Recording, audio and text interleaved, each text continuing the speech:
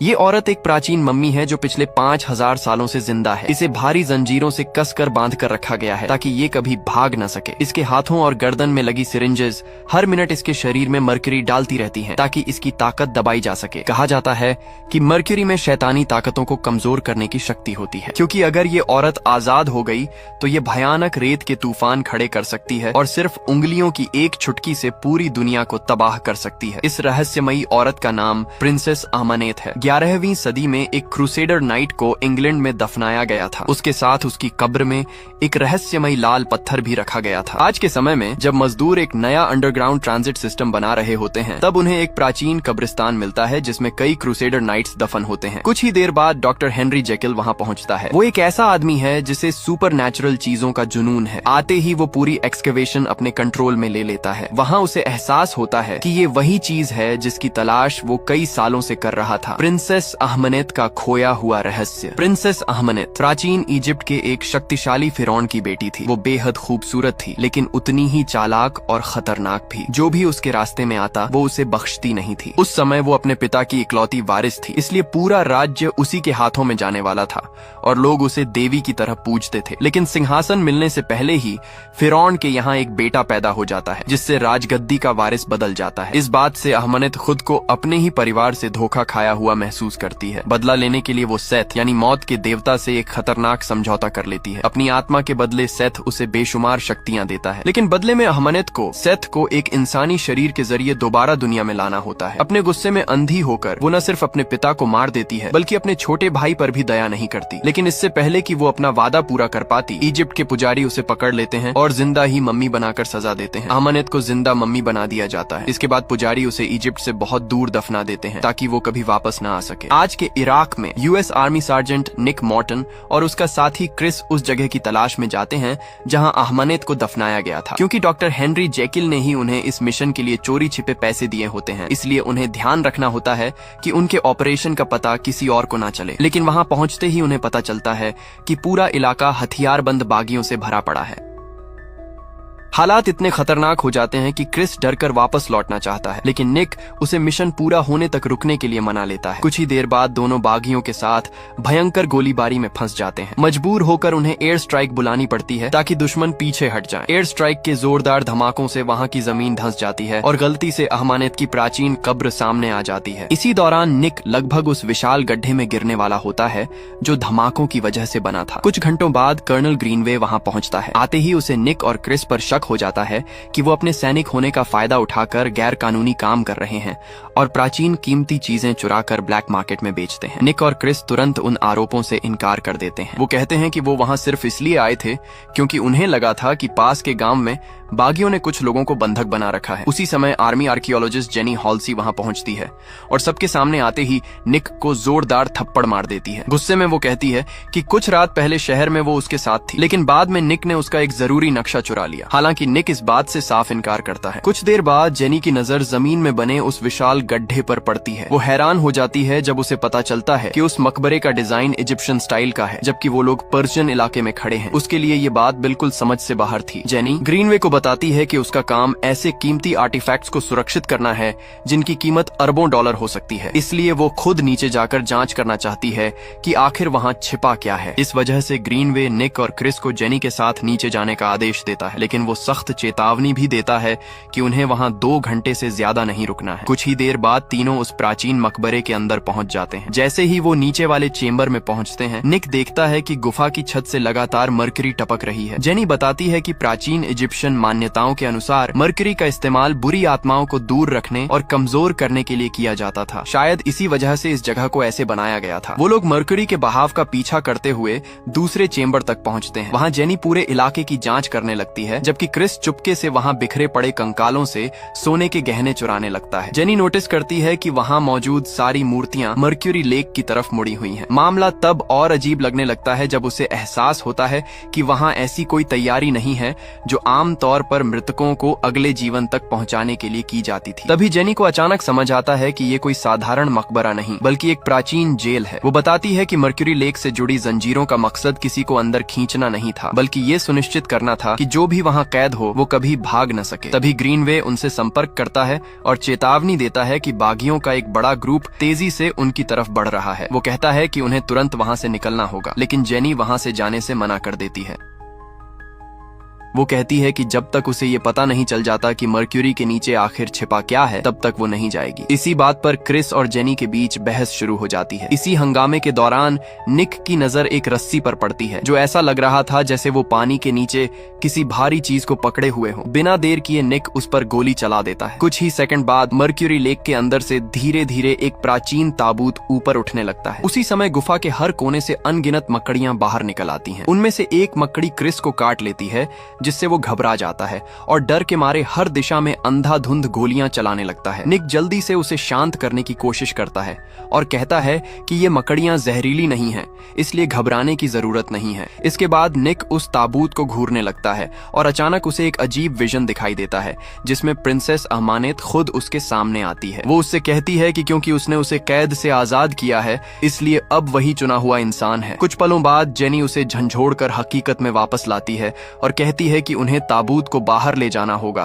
ताकि उसकी ठीक से जांच की जा सके। निक अभी भी उस विजन से पूरी तरह डरा हुआ होता है, लेकिन फिर भी वो ग्रीनवे तक ये बात पहुंचा देता है। ग्रीनवे तुरंत एक हेलीकॉप्टर बुलाता है ताकि उस ताबूत को बाहर निकाला जा सके। जब ताबूत को धीरे धीरे हवा में उठाया जाता है तब निक देखता है कि दर्जनों कौवे उसके चारों तरफ मंडरा रहे हैं जैसे वो उस ताबूत की रखवाली कर रहे हों। कुछ समय बाद निक, क्रिस, जेनी और कर्नल ग्रीनवे एक एयर स्ट्रिप पर पहुंचते हैं। उसी दौरान आसमान में धीरे धीरे एक विशाल रेत का तूफान बनना शुरू हो जाता है। वो जल्दी से उस ताबूत को मिलिट्री प्लेन में लोड करते हैं और फिर उसे इंग्लैंड ले जाने के लिए खुद भी विमान में सवार हो जाते हैं। उड़ान के दौरान क्रिस की हालत तेजी से बिगड़ने लगती है, लेकिन विमान में मौजूद किसी को भी उसके अजीब व्यवहार पर खास ध्यान नहीं जाता। इसी बीच निक फिर से जेनी के करीब आने की कोशिश करता है। वो कहता है कि शायद उसने सच में उसका नक्शा चुराया था, लेकिन वो ये भी कहता है कि उसके लिए उसकी फीलिंग्स बिल्कुल सच्ची हैं। लेकिन जेनी कहती है कि उसके मुताबिक निक सिर्फ एक चोर है जो कीमती चीजें बेचकर पैसे कमाता है। कुछ देर बाद जेनी ताबूत पर लिखी इंस्क्रिप्शंस को पढ़ना शुरू करती है। उन लिखावटों में अहमनेत की जिंदगी और उसके श्राप की कहानी छिपी होती है। उसी दौरान निक को फिर एक डरावना विजन दिखाई देता है। इस बार वो अहमनेत की पूरी कहानी देखता है, लेकिन अब उसे एक और खौफनाक सच पता चलता है। उसे एहसास होता है कि शैतान सेथ को इंसानों की दुनिया में वापस लाने के लिए उसी को चुना गया है। तभी अचानक क्रिस उठ खड़ा होता है जैसे अब वो अपने होश में ही ना हो। वो तुरंत एक चाकू लेकर ताबूत खोलने की कोशिश करता है। ग्रीनवे उसे रोकने की कोशिश करता है, लेकिन क्रिस उसे चाकू मार देता है। इसके बाद क्रिस, निक और बाकी लोगों को मारने की भी कोशिश करता है। मजबूर होकर निक को अपने ही साथी पर गोली चलानी पड़ती है। उसी पल हजारों पक्षी अचानक विमान के बाहर दिखाई देते हैं और जोर जोर से एयरक्राफ्ट से टकराने लगते हैं। खिड़कियां टूट जाती हैं और प्लेन के इंजन्स बर्बाद हो जाते हैं। इस वजह से विमान अपना कंट्रोल खो देता है और इंग्लैंड की तरफ जाते हुए आसमान से गिरने लगता है। इतनी भयानक तबाही और प्लेन क्रैश के बीच भी निक जेनी को पैराशूट पहनाने में कामयाब हो जाता है। फिर वो उसकी जान बचाने के लिए उसे विमान से बाहर धक्का दे देता है, लेकिन दुर्भाग्य से निक बाकी सैनिकों के साथ क्रैश प्लेन के अंदर ही रह जाता है। ऐसा लगता है कि क्रैश में सभी की मौत हो गई। अगले सीन में जेनी को मॉर्ग ले जाया जाता है जहां डॉक्टर्स उससे प्लेन क्रैश में मारे गए लोगों की पहचान करने के लिए कहते हैं। उधर निक अचानक बॉडी बैग के अंदर जिंदा जाग जाता है। वो पूरी तरह डरा हुआ और हैरान होता है कि उसके आसपास आखिर हो क्या रहा है। जब वो पीछे मुड़कर देखता है तो उसे क्रिस वहां खड़ा दिखाई देता है जैसे कुछ हुआ ही ना हो, जबकि साफ तौर पर उसे मर जाना चाहिए था। निक तुरंत उससे जवाब मांगता है, लेकिन क्रिस सिर्फ रहस्यमयी मुस्कान देता है और कहता है कि अब उसे सब समझ आ चुका है। कुछ पलों बाद जेनी कुछ डॉक्टर्स के साथ वहां पहुंचती है। निक को जिंदा देखकर उसे अपनी आंखों पर यकीन नहीं होता, क्योंकि उसे पहले ही मरा हुआ करार दिया जा चुका था। वहीं पता चलता है कि सिर्फ निक ही क्रिस को देख और उससे बात कर सकता है। उधर क्रैश साइट के दूसरी तरफ 2 ऑफिसर्स जांच कर रहे होते हैं। तभी उनमें से एक को अहमानेट का ताबूत मिल जाता है। जिज्ञासा में वो ताबूत खोल देता है और अंदर अहमानेट की असली मम्मी वाली लाश देखता है। वो तुरंत अपने साथी को बुलाता है, लेकिन दूसरा ऑफिसर उसके पास पहुंच भी नहीं पाता कि अहमानेट अचानक जाग जाती है और उस पर हमला कर देती है। वो उस आदमी की जीवन शक्ति चूसने लगती है। जैसे जैसे वो ऐसा करती है उसका शरीर और ताकत धीरे धीरे वापस आने लगती है। इसके बाद वो दूसरे ऑफिसर के साथ भी बिल्कुल यही करती है। तभी आखिरकार ये सच सामने आता है कि जो भी इंसान उसके हाथों मरता है वो उसका गुलाम बन जाता जाता है और उसके हर आदेश का पालन करता है। इसी बीच निक और जेनी एक बार में जाते हैं और समझने की कोशिश करते हैं कि आखिर निक प्लेन क्रैश से कैसे बच गया, लेकिन दोनों में से किसी के पास भी इसका कोई जवाब नहीं होता। सारी बातों पर चर्चा करते हुए जेनी अचानक एक चौंकाने वाली थ्योरी बताती है। वो कहती है कि इतिहास में एक इजिप्शियन प्रिंसेस थी जिसे जानबूझकर इतिहास से मिटा दिया गया था, और उसका मानना है कि वो प्रिंसेस कोई और नहीं बल्कि अहमानेत ही थी। जेनी ये भी बताती है कि अहमानेत एक खास खंजर इस्तेमाल करती थी जिसके हैंडल में एक जादुई पत्थर लगा हुआ था। उसी खंजर की मदद से सेथ को इंसानी दुनिया में लाने वाला रिचुअल किया जाना था। आर्कियोलॉजिस्ट के मुताबिक बाद में वो पत्थर उस खंजर से अलग हो गया था और क्रूसेडर्स उसे चुराकर अपने एक नाइट के साथ छिपा कर ले गए थे। जेनी बताती है कि हाल ही में उन्हें एक प्राचीन क्रूसेडर सेमेट्री मिली थी और उसे पूरा यकीन है कि वही खोया हुआ पत्थर वहां छिपा हो सकता है। जब जेनी ये सब बता रही होती है तब निक बार बार क्रिस को कमरे के अलग अलग कोनों में खड़ा देखता रहता है, जैसे वो हर जगह उसका पीछा कर रहा हो। इस वजह से परेशान होकर निक खुद को संभालने के लिए बाथरूम में चला जाता है, लेकिन जब वो आईने में देखता है तो वहां भी उसे क्रिस दिखाई देता है। अब निक को लगने लगता है कि शायद वो सच में अपना दिमाग खो रहा है। तभी क्रिस उससे कहता है कि उन दोनों को अहमानेट ने श्राप दिया है और अगर निक ने उसके लिए तय किए गए रास्ते का पालन नहीं किया तो उनकी हालत और भी बदतर हो जाएगी। इसी बीच जेनी चोरी छिपे हेनरी जेकिल से संपर्क करती है और उसे निक के साथ हो रही सारी घटनाओं के बारे में बताती है। हेनरी उसे आदेश देता है कि वो तुरंत निक को उसके पास लेकर आए, लेकिन ध्यान रखे कि उसे अभी पूरा सच पता न चले। मानसिक रूप से टूट चुका और बेहद परेशान निक भटकते हुए एक अंधेरी गली में पहुंच जाता है। तभी अचानक अहमानेत उसके सामने दिखाई देती है। उसी समय हजारों चूहे उसके पीछे पीछे आने लगते हैं और फिर सीधे निक की तरफ दौड़ पड़ते हैं, लेकिन बाद में पता चलता है कि ये सिर्फ एक और डरावना विजन था। असल में निक सड़क के बीचों बीच खड़ा था और एक कार उसे लगभग टक्कर मारने वाली थी। जेनी तुरंत उसे खींचकर बचा लेती है। इसके बाद निक उससे कहता है कि अहमानेट को लेकर उसकी थ्योरी बिल्कुल सही थी। वो जेनी को उन डरावने विजन्स के बारे में बताता है जो उसे लगातार दिखाई दे रहे हैं, लेकिन जेनी कहती है कि शायद ये सब मर्क्यूरी के असर की वजह से हो रहा है। फिर भी निक जोर देकर कहता है कि उसे खुद ताबूत देखना होगा, क्योंकि उसका मानना है कि अगर वो अहमानेत की असली लाश देख लेगा तो साबित हो जाएगा कि ये सब सिर्फ उसके दिमाग का वहम है। उधर अहमानेत अलग अलग आदमियों की जीवन शक्ति चूसती रहती है। इससे उसकी ताकत लगातार बढ़ती जाती है और उसका असली इंसानी रूप भी लगभग पूरी तरह वापस आ जाता है। कुछ देर बाद निक और जेनी वापस क्रैश साइट पर पहुंचते हैं। जेनी सीधे ताबूत की तरफ चली जाती है, जबकि निक अजीब तरीके से पास के एक चर्च की तरफ खींचा चला जाता है। जैसे ही वो चर्च को देखता है उसे फिर अहमानेट का विजन दिखाई देता है और जब वो अचानक होश में आता है तब उसे एहसास होता है कि वो पहले ही चर्च के अंदर पहुंच चुका है। कुछ ही देर बाद अहमानेत के गुलाम उसे चारों तरफ से घेर लेते हैं और पकड़ लेते हैं। तभी अहमानेत वहां आती है ताकि सेथ को दुनिया में लाने वाला रिचुअल शुरू कर सके। वो एक प्राचीन स्टेच्यू को तोड़ देती है जिसके अंदर सेथ का खंजर छिपा हुआ था, लेकिन जैसे ही वो निक को खंजर से मारने वाली होती है उसे पता चलता है कि खंजर में लगा जादुई पत्थर गायब है। ये देखकर वो गुस्से से पागल हो जाती है। उसी समय जेनी चर्च के अंदर पहुंचती है, लेकिन अहमानेत तुरंत उस पर हमला कर देती है। निक और जेनी किसी तरह उन मम्मियों से लड़ते हैं और उन्हें गिराकर अहमानेत से बच निकलते हैं। आखिरकार दोनों चर्च से भागने में कामयाब हो जाते हैं। भागते समय जेनी को एहसास होता है कि निक का अहमानेट के साथ कोई अजीब कनेक्शन है, क्योंकि उसका दिमाग हमेशा उसे सीधे मम्मी की सही लोकेशन तक ले जाता है। निक तुरंत इस बात से इनकार करता है, लेकिन कुछ ही पलों बाद उसे अचानक एहसास होता है कि बिना ध्यान दिए वो गाड़ी वापस उसी चर्च की तरफ मोड़ चुका है, जैसे कोई उसके दिमाग को कंट्रोल कर रहा हो। तभी उसे समझ आता है कि अहमानेट सच में उसके दिमाग के अंदर मौजूद है और धीरे धीरे उस पर अपना असर डाल रही है। दोनों फिर वहां से भागने लगते हैं, लेकिन थोड़ी देर बाद अहमानेत की मम्मियां उनका पीछा करने लगती हैं। इसी चक्कर में उनकी गाड़ी बेकाबू होकर क्रैश हो जाती है। कुछ पलों बाद अहमानेत वहां पहुंचती है और अपनी शक्तियों से निक को आसानी से जमीन पर गिरा देती है, लेकिन इससे पहले कि वो जेनी को मार पाती, अचानक हथियारों से लैस कुछ लोग वहां पहुंच जाते हैं। उनके पास खास तरह के वेपन्स होते हैं और वो जेनी को मम्मी से बचाने में कामयाब हो जाते हैं। अहमानेत को पकड़ने के बाद उन रहस्यमयी लोगों में से एक आदमी निक के पास आता है और तुरंत उसे बेहोश कर देता है। कुछ देर बाद निक एक रहस्यमयी फैसिलिटी के अंदर होश में आता है जिसे वो पहचान नहीं पाता। वहीं आखिरकार डॉक्टर हेनरी जेकिल उससे अपना परिचय कराता है। हेनरी बताता है कि वो प्रोडिजियम नाम की एक गुप्त ऑर्गेनाइजेशन का लीडर है जिसका काम दुनिया भर में मौजूद खतरनाक सुपरनैचुरल खतरों को ढूंढना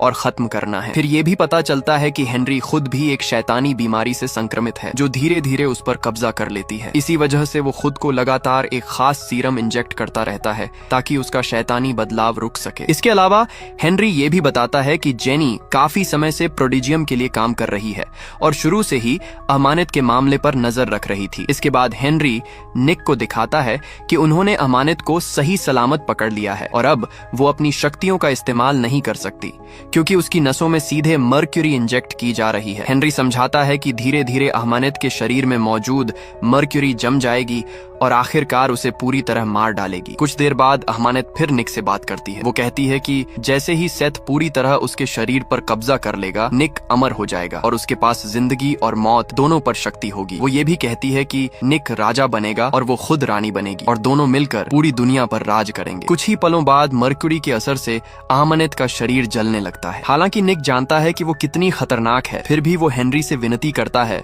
कि वो उसे तकलीफ देना बंद करे। ये बात हेनरी को हैरान भी करती है और उसके अंदर दिलचस्पी भी जगाती है। इसी बीच हेनरी के आदमी खंजर का खोया हुआ पत्थर ढूंढ निकालते हैं। उधर अमानत जेनी से रहस्यमयी अंदाज में बात करती है। वो उसे याद दिलाती है कि खंजर, पत्थर और निक तीनों को एक ही जगह पर किसी खास वजह से लाया गया है।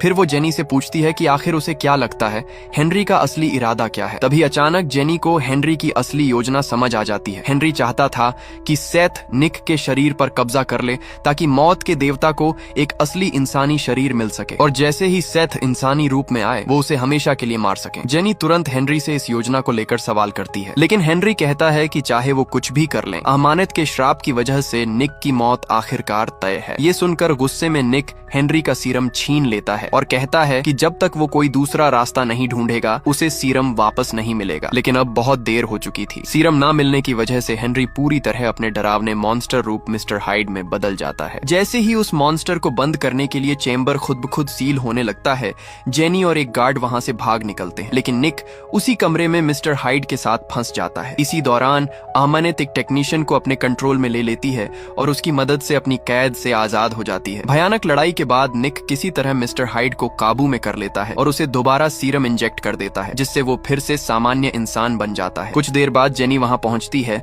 और निक से कहती है कि उन्हें तुरंत क्रूसेडर कब्रिस्तान जाना होगा ताकि पत्थर को नष्ट किया जा सके। वो समझाती है कि जैसे ही पत्थर नष्ट होगा अमानत रिचुअल पूरा नहीं कर पाएगी और ये श्राप हमेशा के लिए खत्म हो जाएगा। जब निक और जेनी कब्रिस्तान की तरफ जा रहे होते हैं तभी अमानत अपनी पूरी शक्ति छोड़ देती है और एक विशाल रेत का तूफान पैदा कर देती है जो पूरे लंदन को अपनी चपेट में ले लेता है। इस अफरा तफरी के बीच निक और जेनी एक दूसरे से अलग हो जाते हैं। तभी क्रिस एक बार फिर निक के सामने दिखाई देता है। क्रिस उससे कहता है कि वो उसके पीछे आए क्योंकि उसे पता है कि पत्थर कहाँ छिपा है, लेकिन बाद में पता चलता है कि वो पूरे समय झूठ बोल रहा था और सिर्फ निक और जेनी को अमानत तक पहुंचाने की कोशिश कर रहा था। उसी समय अमानत अपनी शक्तियों का इस्तेमाल करके क्रूसेडर नाइट्स की लाशों को दोबारा जिंदा कर देती है ताकि वो पत्थर वापस हासिल करने में उसकी मदद कर सके। लंदन अंडरग्राउंड के अंदर अचानक जेनी पर उन ममियों में से एक हमला कर देती है, लेकिन ठीक समय पर निक वहां पहुंच जाता है और उसकी जान बचा लेता है।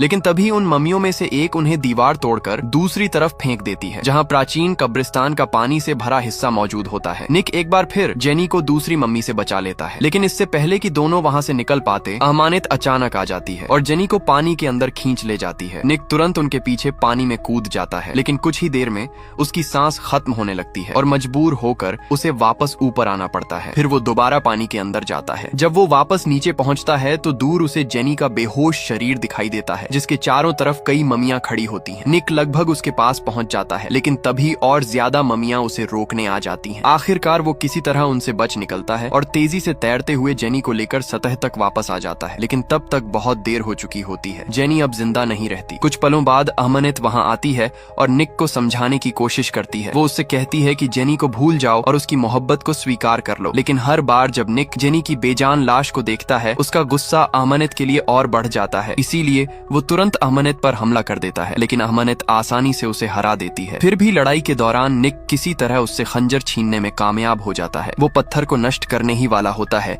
कि अमानत उसे याद दिलाती है कि अगर वो सेथ को अपने शरीर पर कब्जा करने दे तो उसे जिंदगी और मौत दोनों पर शक्ति मिल जाएगी। उसी पल निक को एहसास होता है कि जेनी को बचाने का अब सिर्फ यही आखिरी रास्ता बचा है। बिना एक पल गंवाए वो खुद को उसी खंजर से मार लेता है। कुछ ही देर बाद सेथ पूरी तरह निक के शरीर पर कब्जा कर लेता है और निक अहमानेत के लिए अपना प्यार जाहिर करता है। लेकिन जैसे ही उसकी नजर जेनी के शरीर पर पड़ती है, अचानक निक दोबारा खुद पर कंट्रोल हासिल कर लेता है। फिर सेथ की शक्तियों का इस्तेमाल करके वो अहमानेत की जीवन शक्ति चूस लेता है। इसके बाद वही शक्ति इस्तेमाल करके वो जेनी को दोबारा जिंदा कर देता है। जब जेनी होश में आती है तो सबसे पहले उसे अहमानेत की मरी हुई लाश दिखाई देती है। इसके तुरंत बाद वो निक को ढूंढने लगती है। आखिरकार उसे निक एक अंधेरे कोने में छिपा हुआ मिलता है, लेकिन जैसे ही वो उसके पास आने की कोशिश करती है, निक उसे रोक देता है और कहता है कि फिलहाल उससे दूर रहे। निक बताता है कि अब उसे खुद नहीं पता कि वो आखिर क्या बन चुका है और उसे डर है कि कहीं वो जेनी को नुकसान ना पहुंचा दे। जाने से पहले निक उससे कहता है कि वो उसे सच में प्यार करता है और काश उनके पास साथ बिताने के लिए थोड़ा और वक्त होता। ये कहने के बाद हेनरी और उसके आदमी वहां पहुंचने से ठीक पहले निक वहां से गायब हो जाता है। फिल्म के आखिरी सीन में हेनरी और जेनी इस बारे में बात करते दिखाई देते हैं कि आखिर निक कहां चला गया होगा। हेनरी कहता है कि अब निक एक मॉन्स्टर बन चुका है, लेकिन उसके अंदर अभी भी थोड़ी इंसानियत बाकी है, इसलिए शायद वो पूरी दुनिया में घूमकर अपने श्राप का इलाज ढूंढने की कोशिश करेगा। उधर इजिप्ट में निक को एक नई यात्रा की तैयारी करते हुए दिखाया जाता है। उसके साथ क्रिस भी होता है, जिसे निक ने अपनी शक्तियों से दोबारा जिंदा कर दिया था। फिल्म के अंतिम पलों में निक और क्रिस घोड़ों पर सवार होकर रेगिस्तान की तरफ बढ़ जाते हैं, जबकि निक के पीछे एक विशाल रेत का तूफान चलता दिखाई देता है, जो उसकी नई शक्तियों का प्रतीक होता है और कहानी यहीं पर खत्म हो जाती है।